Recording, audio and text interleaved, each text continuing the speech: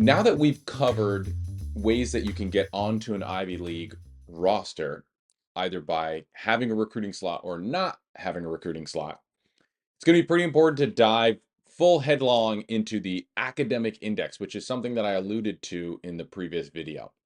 The academic index, which is known as the AI, and we'll call it AI from here on out, is a number that gets assigned to every student in the Ivy League, not just student athletes, okay?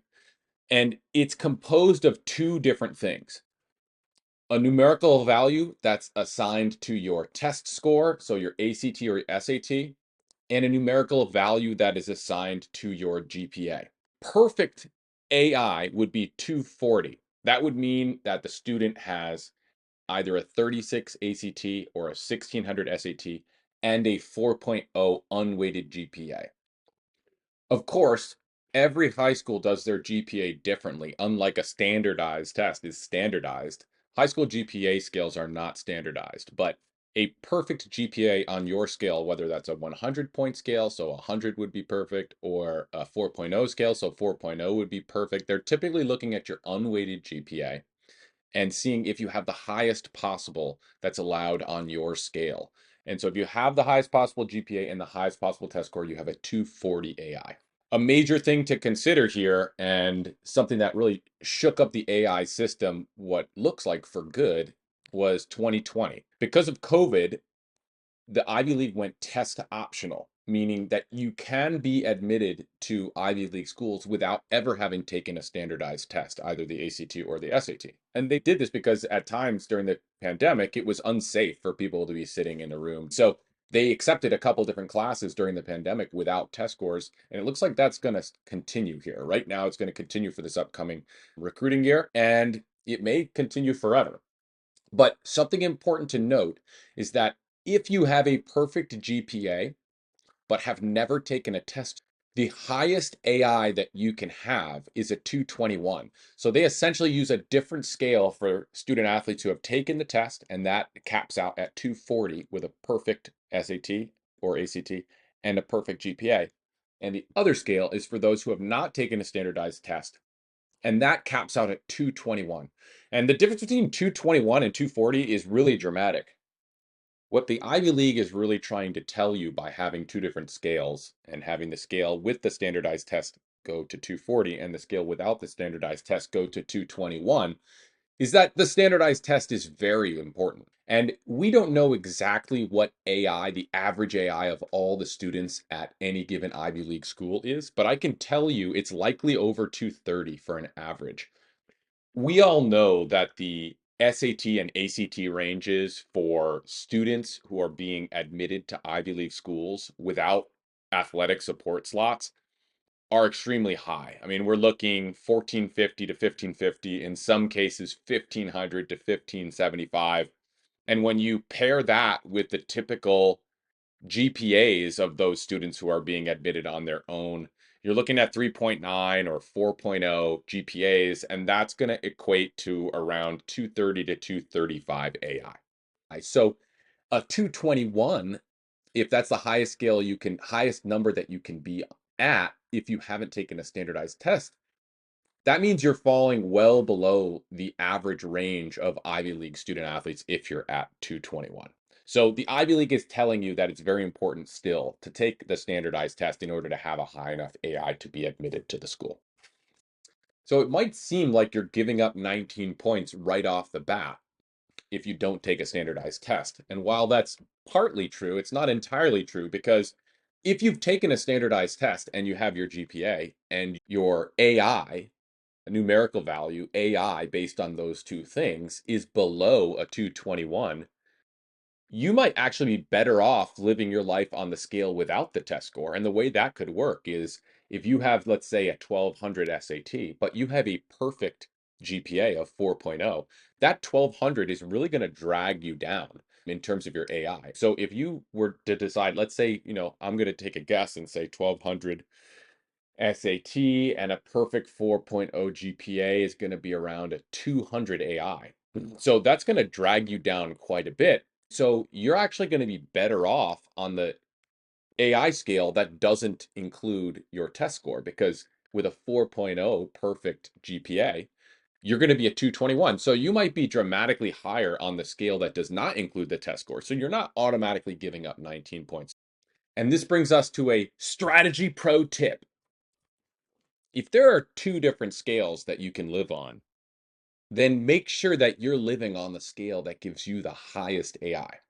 And what I mean by that is when you submit information to the admissions department, which we're going to get to how that all is going to happen. But when you're submitting information to the admissions department, make sure you only submit the information that gives you the best AI. So the Ivy League admissions departments have decided that they're only going to use the scale that gives you the highest AI. So in that example that I used before with a 1200 SAT and a 4.0 GPA, we've already established that your AI is going to be higher. It'll be a 221 on the scale that only uses your GPA, and it will be around a 200 if you use both your test score and your GPA. Now, the Ivy League asks you to please submit your SAT scores regardless of what they are.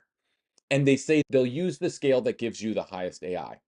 But I can tell you from personal experience that Ivy League admissions officers are human beings.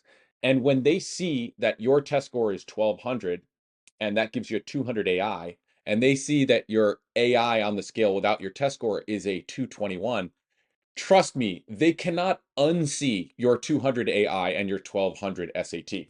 So do not submit your 1200 SAT, okay?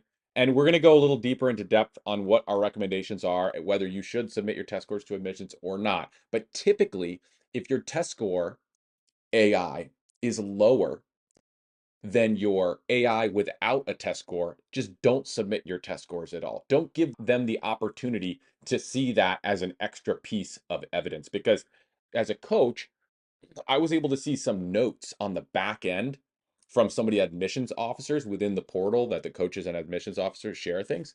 And trust me, they see that and they don't forget it. They don't forget those lower test scores that they see. So it's better to just not give them that at all. It's time to learn how to calculate your AI without a test score. Okay, let's take a look at this table. On the right here, you're going to see a column that says AI. That's your academic index. And keep in mind, this is all without a test score. So the highest number you can have in AI without a test score would be a 221. Now, you're going to want to look at your unweighted GPA and figure out what scale you're on. Is the highest unweighted GPA available a 4.0? If so, you use this scale here. So if you have a 4.0, that would tell you that you have a 221. Some have a letter grade equivalent where an A plus is the highest that you can have, and they don't assign a GPA. They just give you what your average letter grade is. So an A plus would be a 221. And why do we use the unweighted GPA, you might ask? Oh, what a good question you ask. Let me answer that for you.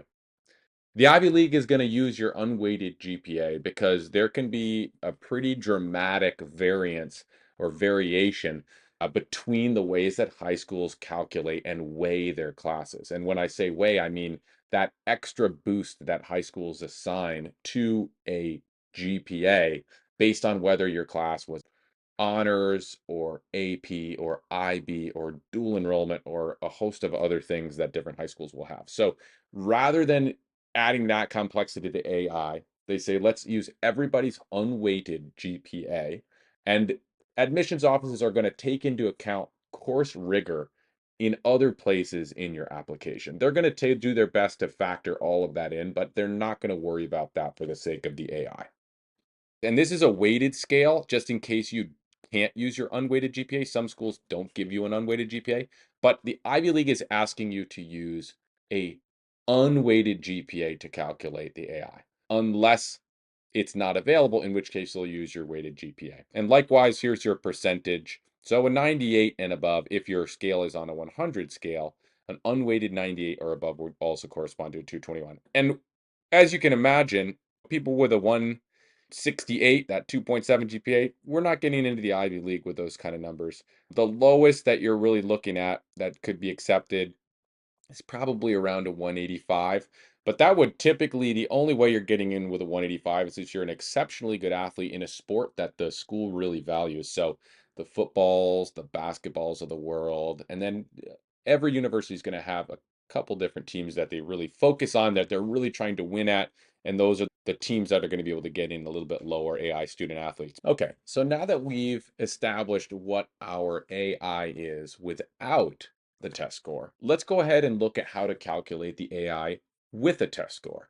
And let's put our thinking hats on and buckle up for a little bit of math class because it's a little more complex. So let's go ahead and take a look at this table here. And on the right, you're going to see CGS. That stands for Converted Grade Point Score. And as you can see, the highest here is an 80. And so keep in mind now that we are using the GPA and the test score to create an AI. So this first part, we're only looking at the GPA. So you've already determined what your GPA is. Hopefully it's an unweighted GPA that's provided by your high school. But if it's not an unweighted high school, you know you can just use the weighted scale here, or you can do your best estimation. Let's say we've got a 4.0 unweighted scale, and we've got an A average, which is anywhere between a 3.72 and a 3.78. So that would make a CGS of 77. Okay, so take your CGS and let's write that down and remember it. And we're going to move on to the next part here. Now, if we're using an SAT, take your SAT score and divide it by 20 and write that number down. You are allowed to superscore here. So if you've taken the SAT multiple times, take your highest math score with your highest reading score and combine those. So you can superscore here. So you're going to take your SAT score and divide by 20 and then multiply that number by 2. And then at that point, you have your CGS number and you have that number and you put them together and that makes your AI. So hopefully that makes sense, but it doesn't make sense. Let's run through this a couple more ways. Your AI equals your CGS. Let's remember the CGS is just this number in this column that corresponds to your GPA. So your AI equals CGS plus your SAT score divided by 20, that number times 2. Or you can say that your AI equals CGS plus your SAT score divided by 20 plus your SAT score divided by 20. So hopefully you have this down by now. It's a little easier when you start punching your numbers into it. It'll start to make sense. So let's see if I can write out something so we can see what's going on here. Your AI equals, let's use a CGS of 80. That's the highest we can use. We'll look up here to see what 80 corresponds to. CGS of 80, that's a 4.0, an A+.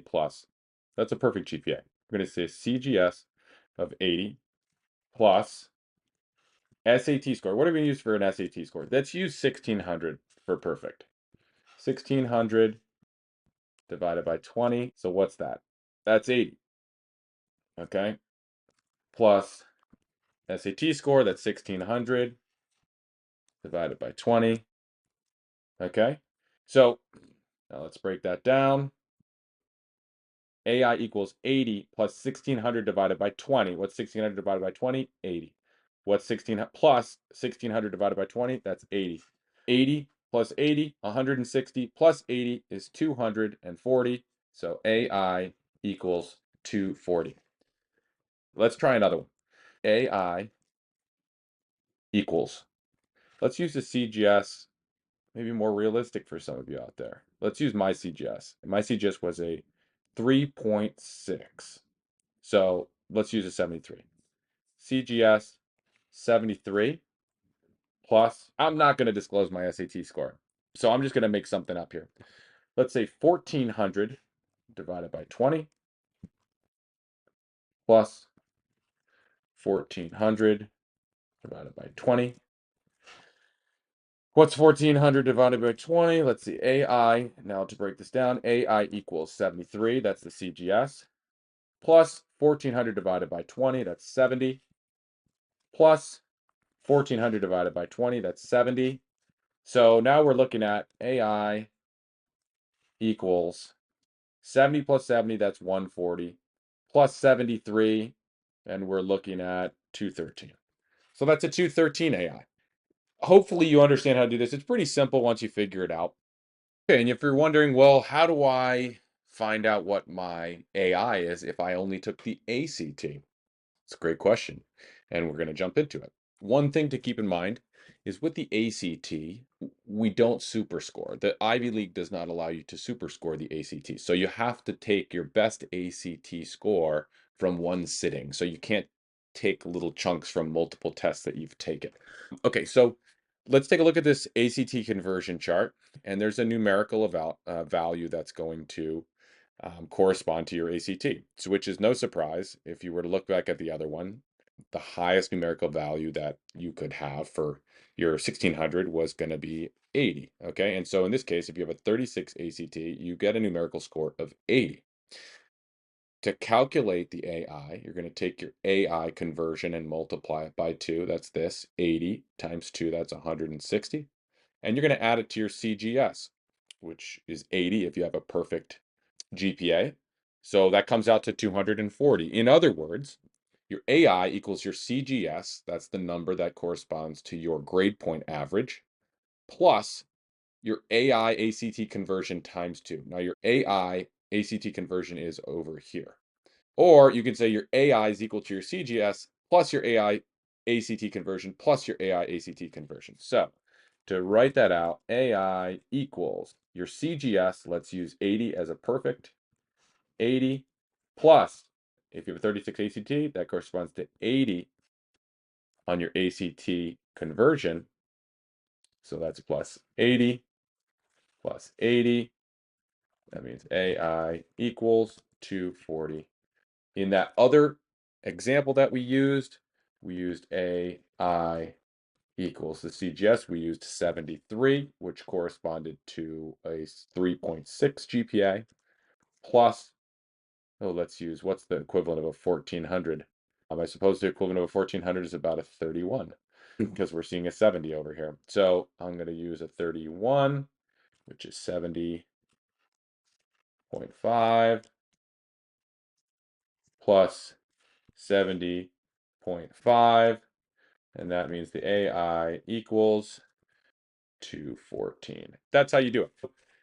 Now, you might ask, I've taken the SAT and the ACT, so what do I do? Well, you choose whichever one gives you the higher AI. Don't report your other score. You want to report the score that gives you the best one, because you have to remember, again, those admissions officers are human beings and they can't unsee the other score. So don't give them the opportunity to see anything other than your best. If you've taken both, then you want to see which one is higher out of those two, and then you want to compare it to your AI on the scale that does not use your test score. And whichever one is highest, that's the world in which you want to live. And don't give them any extra information beyond that.